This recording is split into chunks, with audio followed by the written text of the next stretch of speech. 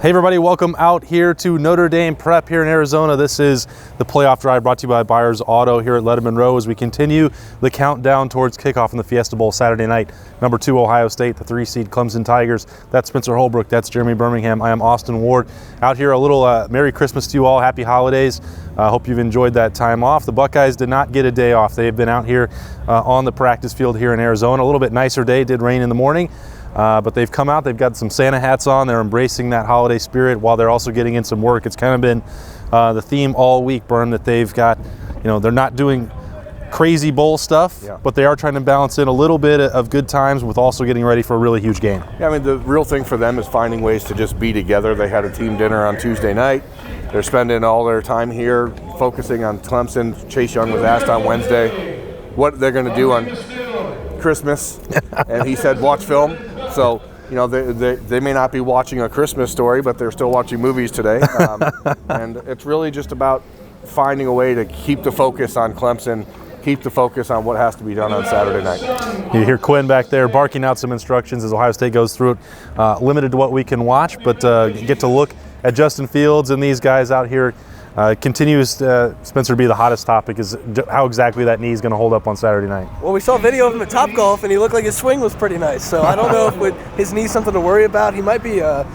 The more this week goes on, I think he's bluffing a little. I don't know about that. I don't know, but it just seems a little odd. But he says 90%. If he's wearing the knee brace at Topgolf, his swing would have probably been worse. 90% one day, 80% the next day. He just, he's somewhere in the 80 to 100% range. We don't really know where he's at. I don't think we'll really know for sure until Saturday because we don't get to watch a lot. But it's still the dominant storyline out here in the desert.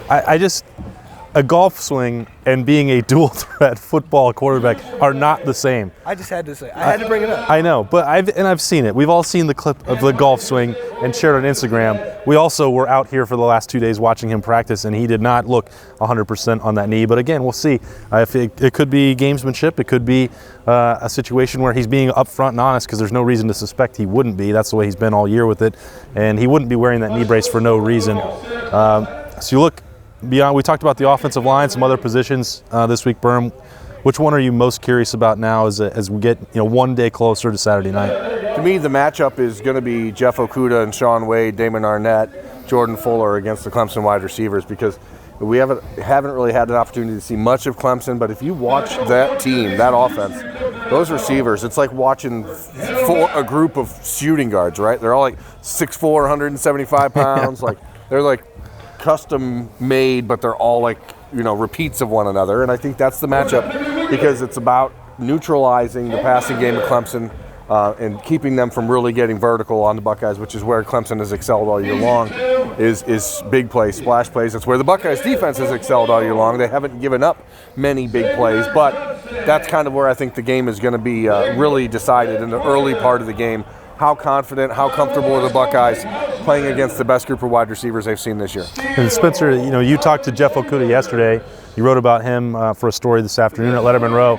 He's another guy who's part of that 17 signing class. This is his first opportunity to get into a college football playoff game, and he's starting to feel some of that disrespect. Didn't win the Thorpe Award where many people thought he would. He should have won the Thorpe Award, and I think it's pretty crazy to think Jeff Okudah didn't win the Thorpe Award because I thought it was kind of a given. I thought he was winning it.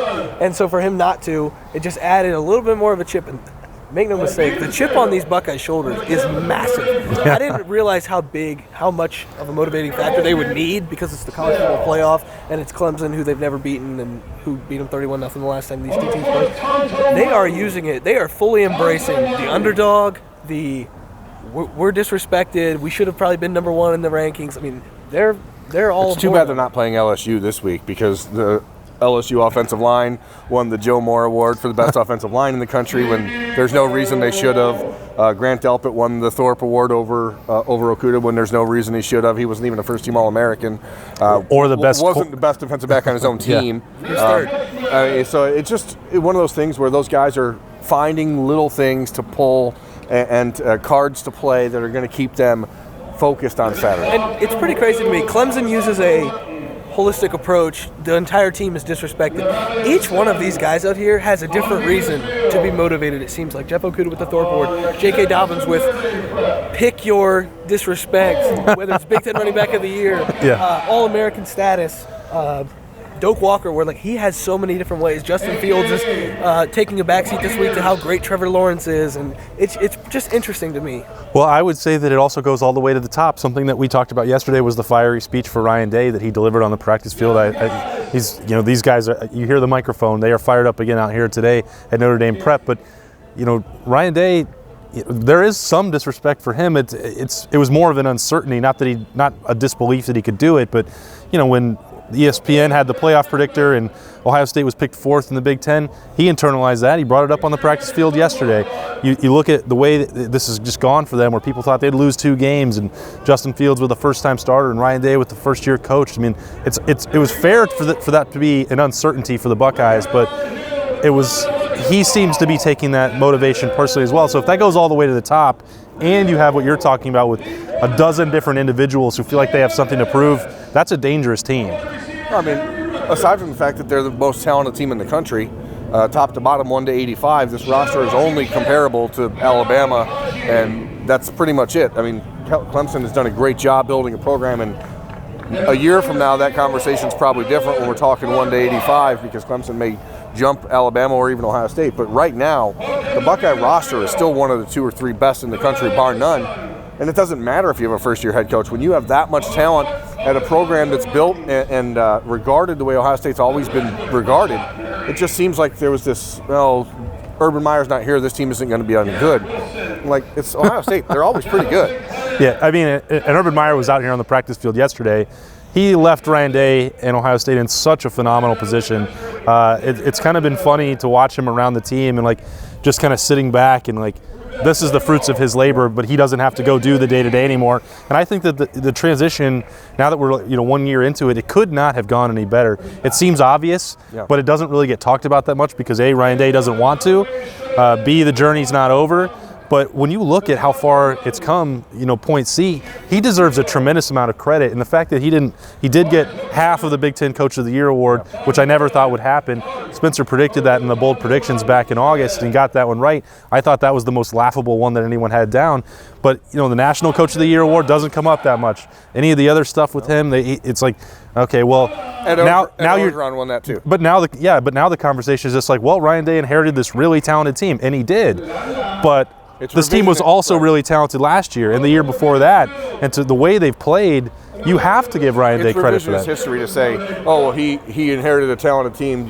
This is expected, because 4 months ago, nobody did expect it outside of the people in Columbus, Ohio, who get to watch the team every day. Right. That's it. It's pretty fascinating to me. This is probably the best possible year for them to transition as well. For Urban Meyer to give him such a talented team, but also Ryan Day to take and say, Urban, I love what you did, but let me make some changes because I can make it better. And everything that Urban Meyer did, Ryan Day has made it, but there's some aspects better. Where the defense was lacking last year, Ryan Day said, okay, I'm going to make this better with the talent that you gave me. Thank you, Urban, but let me take it a step further. And if this would have happened maybe next year after all these guys left, maybe we're not standing in Arizona having the same conversation.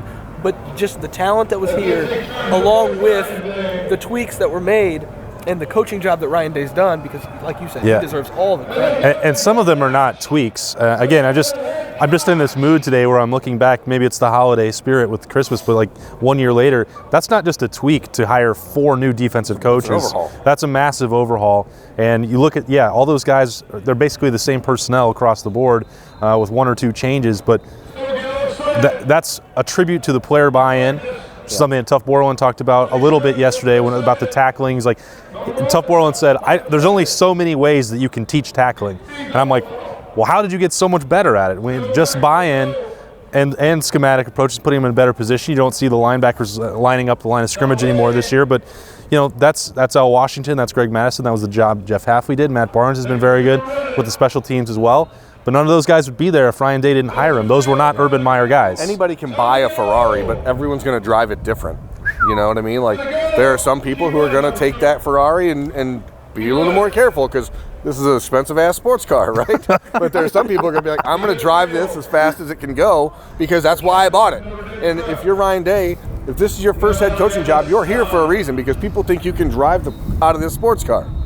But also stop at stop signs, because he has done some things the same way Urban has. So he's just driving the You Ferrari. still have to pay attention to the rules. Well, that's an interesting one if we're going to talk about that, because the only time that he's really tapped the brakes in a big game was Penn State. And we talked about that as soon as it was over. A rapid reaction also brought to you by our friends at Buyers Auto. And you have to wonder now, this is the first time for Ryan Day. As I said, it's the first time for Chase Young, first time for Jeff Okudah, first time for J.K. Dobbins. You know, he showed that he would gamble a little bit in the Big Ten championship game with the fake punt. How aggressive is he going to be in a talent-equated, bar none, most talented head-on-head game in the country? In a tight game against Penn State, he threw a fade route he had a fade route called to Chris Olave for a touchdown to expand the lead. When facing a deficit against Wisconsin, he pulled out a fake punt from his own 25-yard line. Maybe I'm in the minority. I think he's going to be as aggressive as he possibly can be, because he knows what's at stake here. I don't think he's going to hold anything back. He's going to put the pedal to the metal in the Ferrari, I guess. I mean, I joked about it after the Penn State game, and I said people were wondering when Urban Meyer was going to get back to coaching, and he did in the second half of the Penn State game. But, you know, as we look back to the last 15 years of Ohio State football, Jim Tressel was notoriously conservative as an offensive coach until big games, and then he pulled out all the stops, did weird things. Urban Meyer was notoriously aggressive offensively until big games, when he decided to get ultra conservative and play Tressel ball. So I'm curious to see which way Ryan Day goes in this sort of situation. I don't think the Buckeyes can win this game unless they're aggressive. And I feel like Ryan Day is probably aware of that when you're playing a team that, again, the talent is equal. So I expect him to come out and put the pedal to the metal and really test Justin Fields and see what he's capable of doing physically early, and then adjust from there if they note that there's some problems or holdups with Justin's knee or the offense. And I'll go back to your analogy. If you're racing another Ferrari, you're not punting from the 50-yard line on 4th and 3. Yeah. You know, those kind of moments. I mean, that's a very mixed analogy. You're not punting from the Ferrari. I mean, but maybe you should more in games like this, because I don't know. Maybe we can talk about that again later in the week. But if you are in one of those games, you have to finally wrap your mind around the fact that this is going to be more of a field position game. Yeah. The Blake Hobbiel, Drew Chrisman, the Gunners are going to have to play a role. I don't think that today. Yeah, I don't think that means you have to be reckless with your Ferrari on 4th and 3 from the 50. Yeah. If you trust your defense to stop Clemson, I mean, I'm curious about the aggressiveness with the right mentality without risking too much, because you don't want to give Trevor Lawrence the ball at the 50. Right. Yeah. No, Ohio State and Alabama in 2014 is a prime example of that. That game was, Alabama was being beaten physically at the line of scrimmage from the minute that game started. But J.K. Scott, their punter, kept putting Ohio State in terrible positions where the offense couldn't go 90 yards over and over. And so somehow Alabama was up 21-6 late in the second quarter, and you're thinking... We've talked about the struggles of Drew Chrisman this year. I think that he's going to be one of the most important players. He's going to have to play his best game of the year. That's going to be interesting to watch. So much more to watch. We are almost to Saturday, about halfway there with the preparations going on here in the desert. This has been the Playoff Drive brought to you by Buyers Auto out here at Notre Dame Prep. We're going to get back out there and watch a little bit more of the Buckeyes while we still can.